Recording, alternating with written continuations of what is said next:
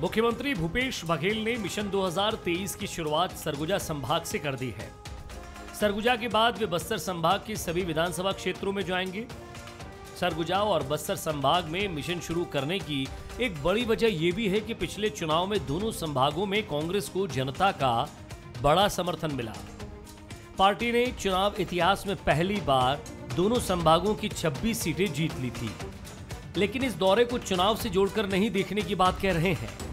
आप इसको इलेक्शन से जोड़ के मत देखिए। इलेक्शन में आने में तो अभी 1.5 साल बाकी है। जब ये कैलेंडर बदल जाएगा तब आप कहिएगा कि हाँ अब इलेक्शन ईयर आ गया। सीएम भूपेश बघेल इस दौरान लोगों से मुलाकात भी कर रहे हैं। कुसमी में मुख्यमंत्री ने प्रोटोकॉल तोड़कर गाड़ी से उतरे और लोगों के बीच पहुंचे। इधर सीएम भूपेश के इस दौरे से बीजेपी की बेचैनी बढ़ी हुई है। बीजेपी आरोप लगा रही है कि कांग्रेस सरकार प्रदेश की जनता को गुमराह कर रही है। जब लिपाई पोताई आपको कराना है वैसे ही करा सकते हैं, किसी केंद्र को जाना है तो वैसे ही जा सकते हैं, लेकिन जिस प्रकार से भया दोहन करने का काम और जनता को गुमराह करने का काम छत्तीसगढ़ की कांग्रेस की सरकार कर रही है। पूर्व नियोजित कार्यक्रम कहां जाना है मुख्यमंत्री को, किस गौठान में जाना है, किस वेलनेस सेंटर में जाना है, किस आंगनबाड़ी में जाना है, पहले से तय है तो बता करके जाने में क्या दिक्कत है। यही औचक निरीक्षण है। जानकारों का मानना है कि 2023 के चुनाव को लेकर कांग्रेस और बीजेपी दोनों तैयारी में जुटी है। सीएम का सभी विधानसभाओं में दौरा भी इसी का हिस्सा है। हालांकि बीजेपी इसे महज एक दिखावा बता रही है। अब देखने वाली बात यह होगी कि सीएम के प्रदेश भर के दौरे के बाद क्या कुछ निकलकर सामने आता है। कृष्ण कुमार यादव, बंसल न्यूज, बलरामपुर। में आप सभी का स्वागत है। मैं हूं आदित्य नामदेव। जिस प्रकार से मुख्यमंत्री भूपेश बघेल 90 विधानसभाओं के दौरे पर निकले हैं, लेकिन उनका कहना बेहद साफ है कि ये चुनावी रिहर्सल नहीं है। मतलब साफ है, चुनावी रिहर्सल तो अभी बाकी है, मतलब पिक्चर तो बाकी है मेरे दोस्त, ये उनका साफ तौर पर कहना है। शुरुआत कहां से कर रहे हैं? सरगुजा से। सरगुजा से शुरुआत करने का कारण 14 विधानसभा सीटें 14 की 14 कांग्रेस की झोली में, बस्तर में 12 सीटें 12 की 12 कांग्रेस की झोली में। तो सबसे पहले सरगुजा संभाग को साधना चाहते हैं, क्योंकि बेहतर पॉलिटिशियन है और निश्चित तौर पर लंबी राजनीति उन्होंने की, विपक्ष की राजनीति उन्होंने की। वो जानते हैं कि वो 14 सीटों को मेंटेन करना बहुत मुश्किल है। तो पहला प्रयास और गंभीर प्रयास इसी सरगुजा बेल्ट से शुरू किया जाए। और चूंकि देखिए जिस प्रकार से 8 दिन, मुझे बहुत अच्छे से याद है 2019 में अमेरिका जब मुख्यमंत्री भूपेश बघेल गए थे, उस समय 8 दिन तक वो रायपुर से, छत्तीसगढ़ से बाहर रहे थे। उसके बाद ये दूसरा मौका है जो लगातार 8 दिनों तक वो रायपुर से बाहर रहेंगे। मैसेज बिल्कुल साफ है, गुड गवर्नेंस दिखाना है, जो सरकार की छवि थी अभी तक। अब ग्राउंड रियलिटी क्या है वो खुद वो चेक करने जा रहे हैं। एक महिला आकर बोलती है कि मेरा गरीबी रेखा से नाम काट दिया गया, फैसला ऑन द स्पॉट। उसमें खाद्य निरीक्षक को भी सस्पेंड किया जा सकता था, लेकिन सीएमओ को सस्पेंड किया गया। मोटिव बिल्कुल साफ था कि बिल्कुल जो गुड गवर्नेंस की मैं बात कर रहा हूं, जो सीएम हाउस से बात होती है, वो ग्राउंड रियलिटी में भी चीजें नजर आनी चाहिए। नहीं नजर आएंगी तो अधिकारी इसके लिए जिम्मेदार होंगे। तो भूपेश, भ्रमण और सियासत, इसी विषय पर हम चर्चा करेंगे। हमारे साथ चर्चा करने के लिए खास मेहमान मौजूद हैं। हमारे साथ मौजूद हैं अजय साहू जी हैं, वरिष्ठ नेता हैं कांग्रेस के, बहुत स्वागत करता हूं उनका। मेरे साथ श्रीचंद सुंदरानी जी मौजूद हैं, पूर्व विधायक हैं भारतीय जनता पार्टी के, वरिष्ठ नेता हैं, बहुत स्वागत करता हूं उनका। मेरे साथ डॉक्टर लखन चौधरी जी हैं, राजनीतिक विश्लेषक हैं, बहुत स्वागत करता हूं उनका। सबसे पहले लखन जी के पास ही चलता हूं। लखन जी, 8 दिन सरगुजा में वैसे भी राजनीतिक कश्मकश बहुत रहती है, और शायद 2018 के चुनाव के बाद सबसे ज्यादा कोई राजनीति का बड़ा अखाड़ा है तो सरगुजा है। वहां से मैसेज बिल्कुल साफ है, 8 दिन में यहां पर रहूंगा, और बिल्कुल हर विधानसभा का, जिस प्रकार से सामरी का उन्होंने दौरा किया, कल भी उनके लगातार दौरे, 8 दिन वो लगातार अलग अलग, सामरी, रामानुजगंज, प्रतापपुर, भटगांव, प्रेमनगर, लुंड्रा, अंबिकापुर, सीतापुर, सभी जगह जाएंगे।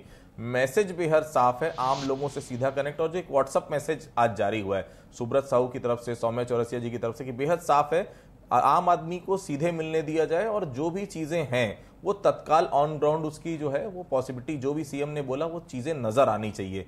हालांकि सीएम ने बहुत साफ किया चुनावी रिहर्सल नहीं है। तो आखिर इस दौरे के मायने क्या है लखन जी? बिल्कुल, आपने इंट्रोडक्शन में बहुत अच्छी बातों को सामने रख दिया है, और निश्चित रूप से ये जो दौरा है भूपेश बघेल जी का, निश्चित रूप से आने वाले समय में इसका फायदा कांग्रेस को मिलेगा। और देखिए कि इस तरह के दौरों से जो ग्राउंड रियलिटी होती है, छोटी छोटी जो चीज़ें होती हैं, आम आदमी की जो छोटी छोटी समस्याएं होती हैं, उनसे डायरेक्ट मुख्यमंत्री जी मिलेंगे तो निश्चित रूप से इसका बड़ा प्रभाव पड़ेगा। और छत्तीसगढ़ की राजनीति में जिस तरह से हम लोग देख रहे हैं कि 3.5 साल में एक तरह से कहा जाए कि एक तरफा कांग्रेस का जो विजय अभियान है कहा जाए वो जारी है, और लगातार जो उपचुनाव हुए हैं उसमें नगर पालिका, नगर पंचायत या किसी भी स्थानीय चुनाव में भी जिस तरह से सफलता मिल रही है भूपेश बघेल जी के नेतृत्व को, तो निश्चित रूप से यह दौरा जो है आने वाले जो चुनाव है 2023 का उसके लिए एक बहुत बड़ी भूमिका निभाएगी उसमें। और मुझे लगता है कि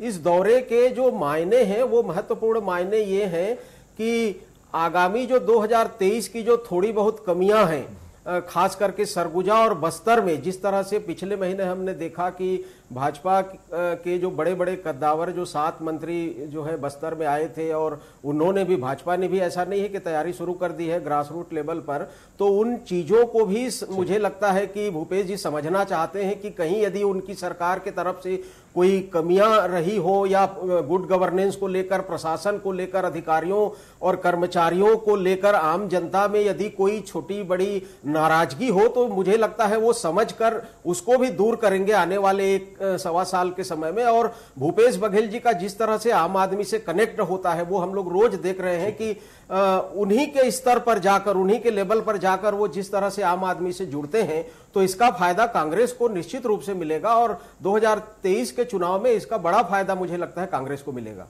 श्रीचंद जी, 2018 का चुनाव 14 सीटें अब आपके पास रह गई हैं। 2023 के लिए कोई तैयारी नजर नहीं आ रही। वही पुराने चेहरे, घिसे पिटे चेहरे जो लगातार जनता नकारते जा रही। 4 उपचुनाव हार चुके हैं।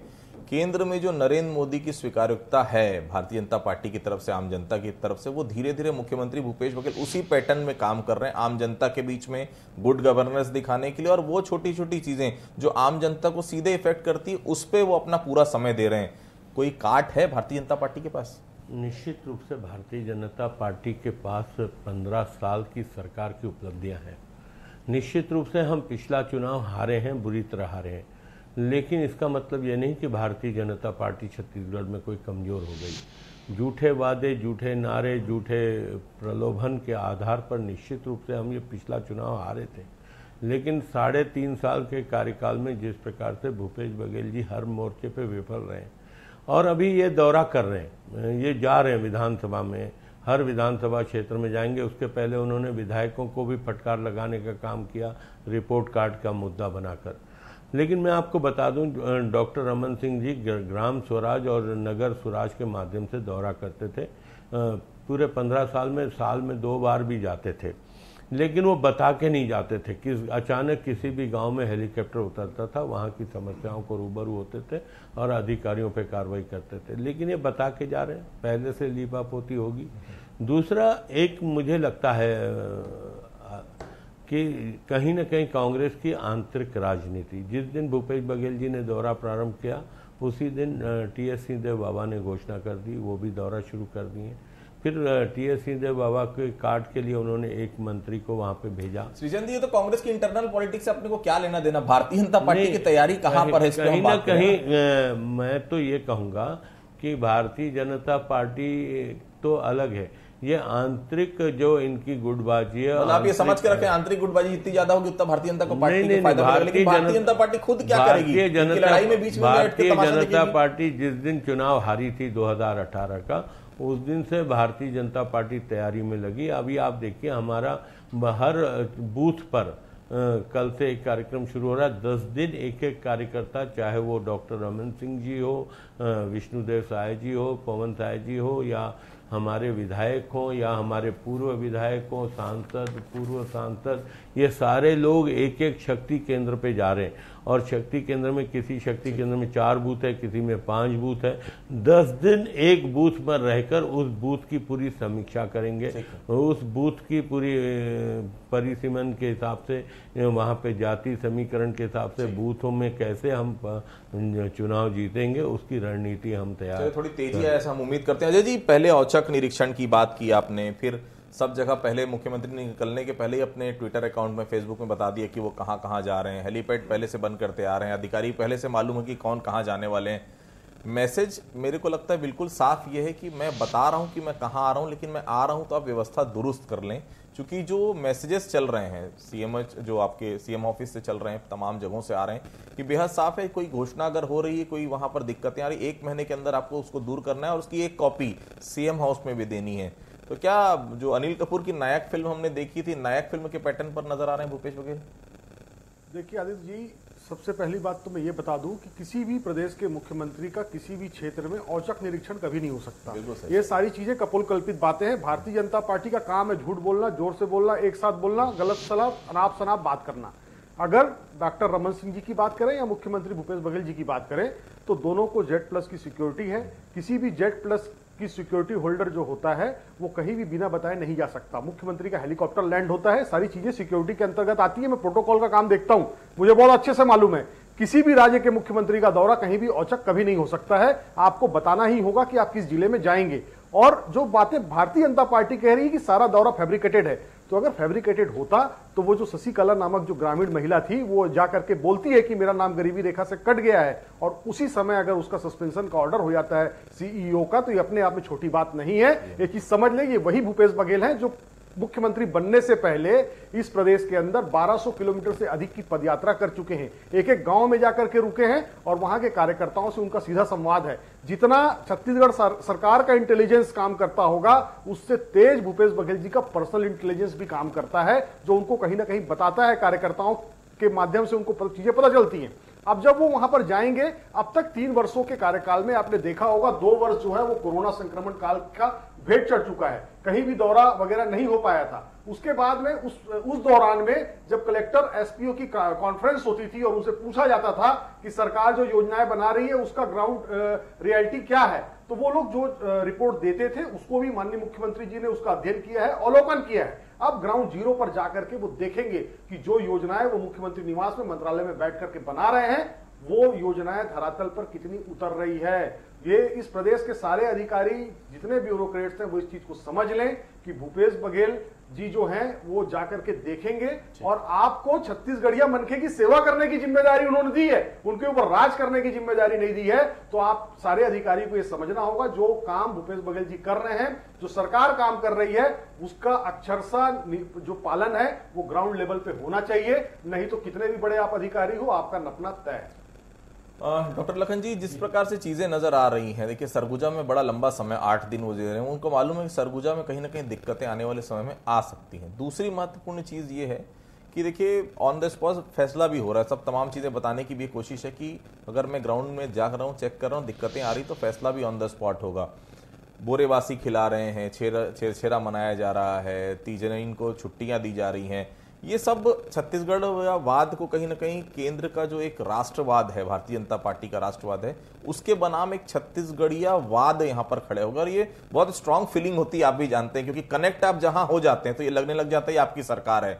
लेकिन क्या इतना काफी होगा? विकास में अभी भी सरकार पीछे है। क्या ऐसा नहीं लगता 1.5 साल में आपको सड़कें बनानी पड़ेगी, मूलभूत सुविधाएं देनी पड़ेगी? ये भी बड़ा रोल प्ले करेगा, क्योंकि ग्रामीण अर्थव्यवस्था तो ठीक है, गांव के लोग खुश हैं, शहरी जनता भी है जो आपकी वोटर है।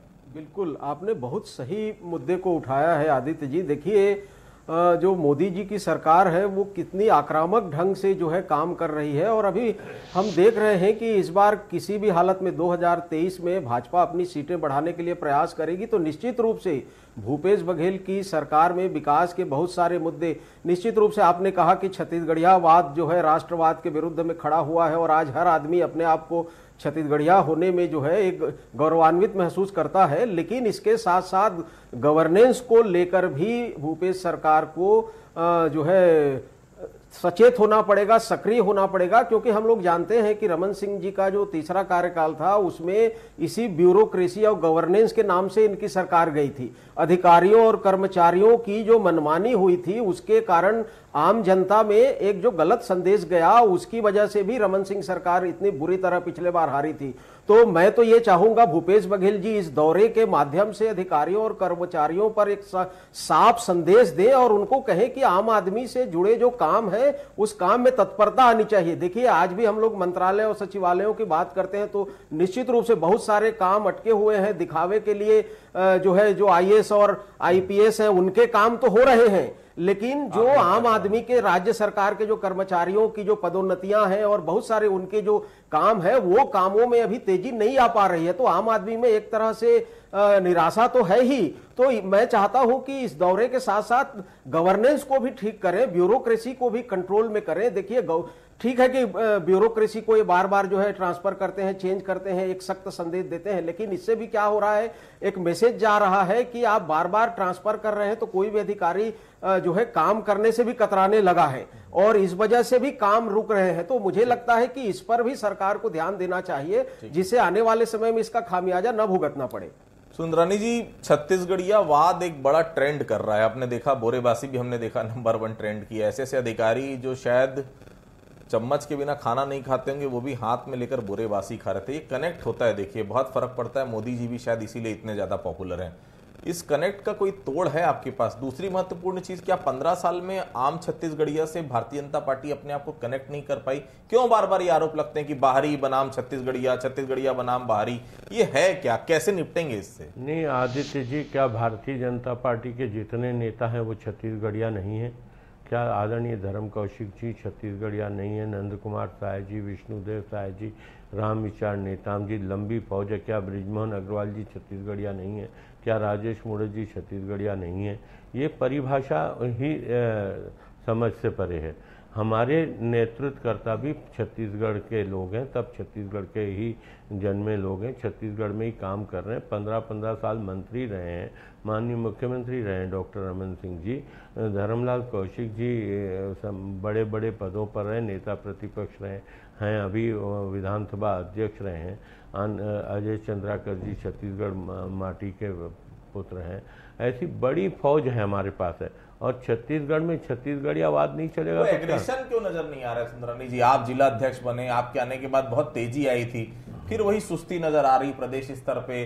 जब सरगुजा जा रहे हैं तो सरगुजा में बैकअप प्लान क्यों नहीं तैयार है भारतीय जनता पार्टी का? भाई आप सरगुजा जा रहे थे, यहाँ कोई काम नहीं हो रहा, बताइए ना कि भाई सरगुजा में केवल नरवा गरवा गुरुड़ावाड़ी नहीं, आम लोगों का विकास नहीं हो रहा है। भारतीय जनता पार्टी कहाँ है? सरगुजा दौरे में 8 दिन मुख्यमंत्री हैं, क्या कोई विरोध हो रहा है? क्या बताने की कोशिश? मुख्यमंत्री जी सरगुजा से क्यों शुरू किए, इस तह में भी जाना पड़ेगा।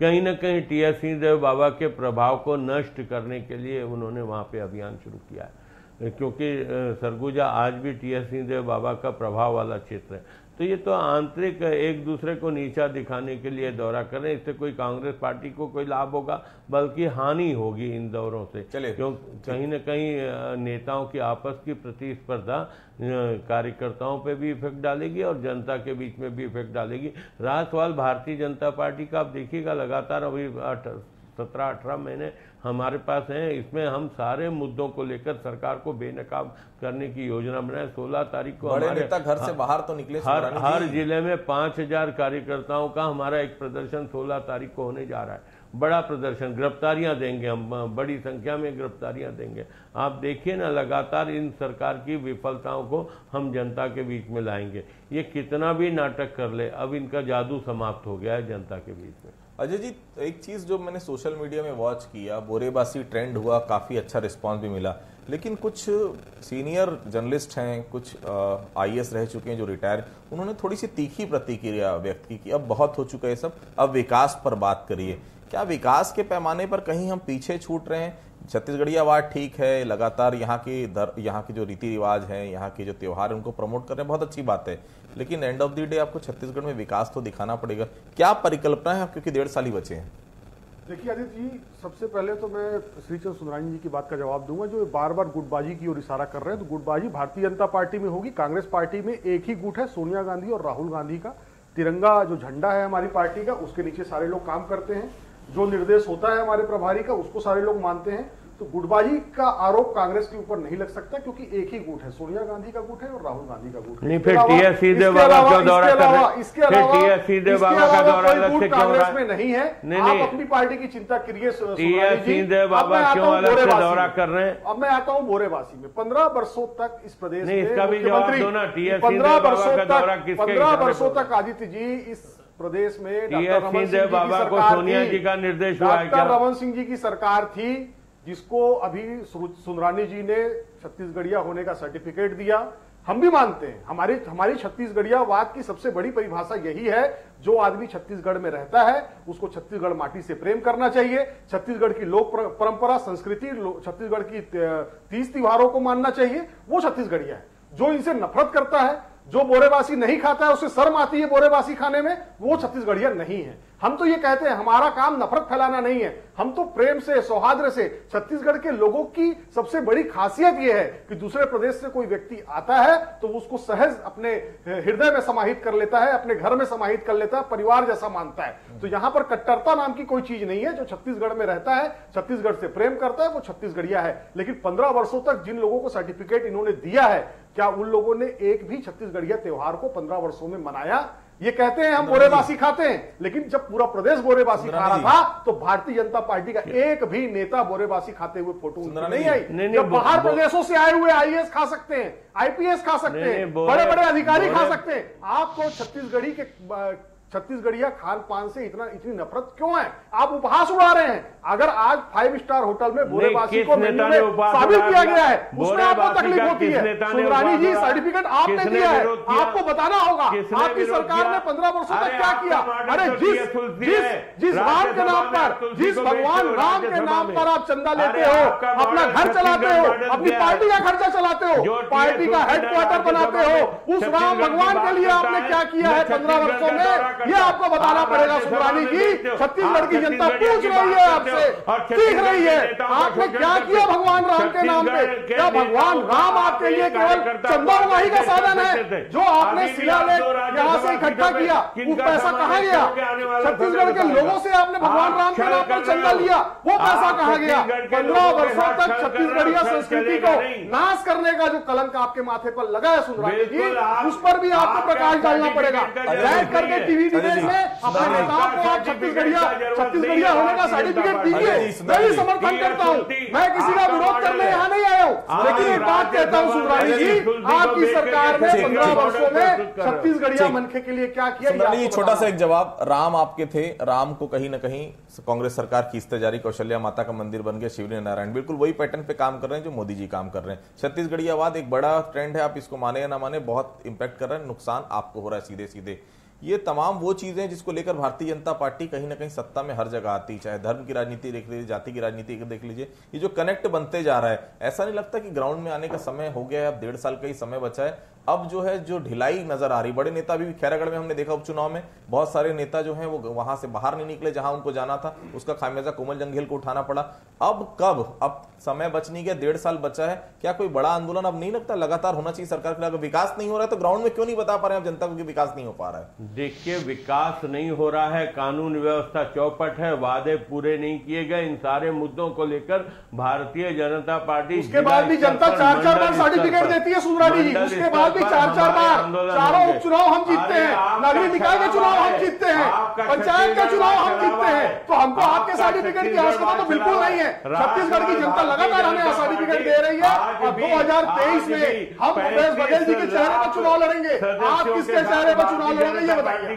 संगठन का आधार है छत्तीसगढ़ में, हम चुनौती करेंगे अपने। किसके चेहरे पर चुनाव लड़ोगे? किसके चेहरे पर 2023 का चुनाव लड़ोगे आप? ये तो बताइए आप। बच्चा अटल बिहारी मानते हैं हम लोग, हमारी पार्टी के लोग, चेहरा हमारे यहाँ कोई कमी नहीं है। चेहरा किसका होगा ये तो 2023 का चुनाव तय कर देगा, लेकिन बेहद साफ है कि भारतीय जनता पार्टी को बहुत एग्रेसिवली अब काम करने की जरूरत है, क्योंकि जिस प्रकार की एक लहर छत्तीसगढ़ियावाद और छत्तीसगढ़ की बना दी मुख्यमंत्री ने, उसका तोड़ भारतीय जनता पार्टी जितना जल्दी निकाल ले उतना शायद भारतीय जनता पार्टी के लिए अच्छा हो, क्योंकि बेहद साफ है 2023 की टक्कर जितनी ज्यादा कड़ी होगी उतना बेहद रोचक मुकाबला होगा। क्योंकि अभी की जो स्थितियां हैं कहीं ना कहीं विन विन सिचुएशन पे कांग्रेस नजर आ रही है, लेकिन 1.5 साल बहुत होता है। भारतीय जनता पार्टी भी बहुत पुरानी पार्टी है, निश्चित तौर पर जो उनके केंद्र में जो लोग हैं कहीं ना कहीं कोई ऐसी बड़ी चीज लेकर निश्चित तौर पर आएंगे कि कहीं ना कहीं कॉम्पिटिशन जो है बहुत अच्छा हो।